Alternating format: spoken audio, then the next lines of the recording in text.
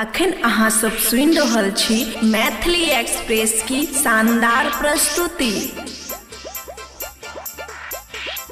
DJ Manish Raxaul.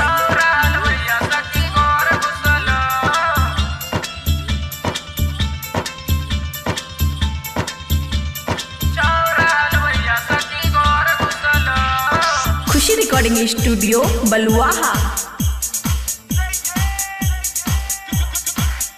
किया ललका गलमोल देवे दुर्गा माँ के बोल। किया ललका गलमोल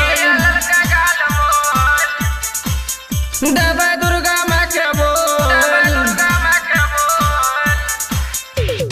किया ललका गलमोल देवे दुर्गा माँ के बोल। किया ललका गलमोल देवे दुर्गा माँ के बोल। इज्जतिया के बेटा के करम फुटलो छौरा हलवैया सखी घर घुसलो। छौरा हलवैया सखी घर घुसलो।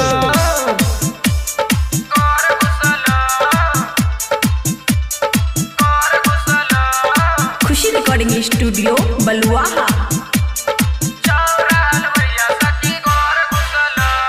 डीजे मनीष रक्सौल।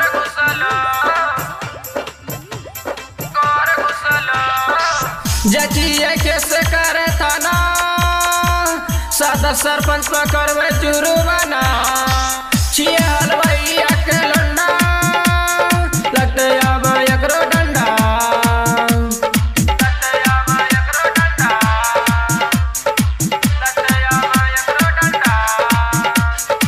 जचिया कैसे करे थाना सादा सरपंच पकड़वे जुर्माना।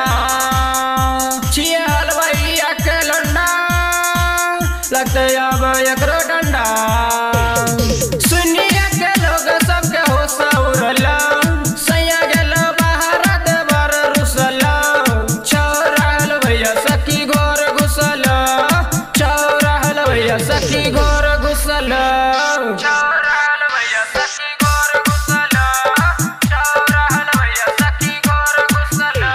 डीजे मनीष रक्सौल। खुशी रिकॉर्डिंग स्टूडियो बलुआहा।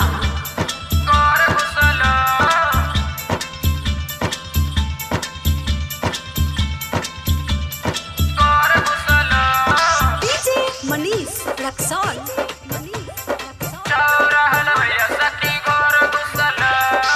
सबका सामना लगे अब फांसी रखबे ने कोनो कम बाकी। सबका सामना लगे अब फांसी रखबे ने कोनो कम बाकी।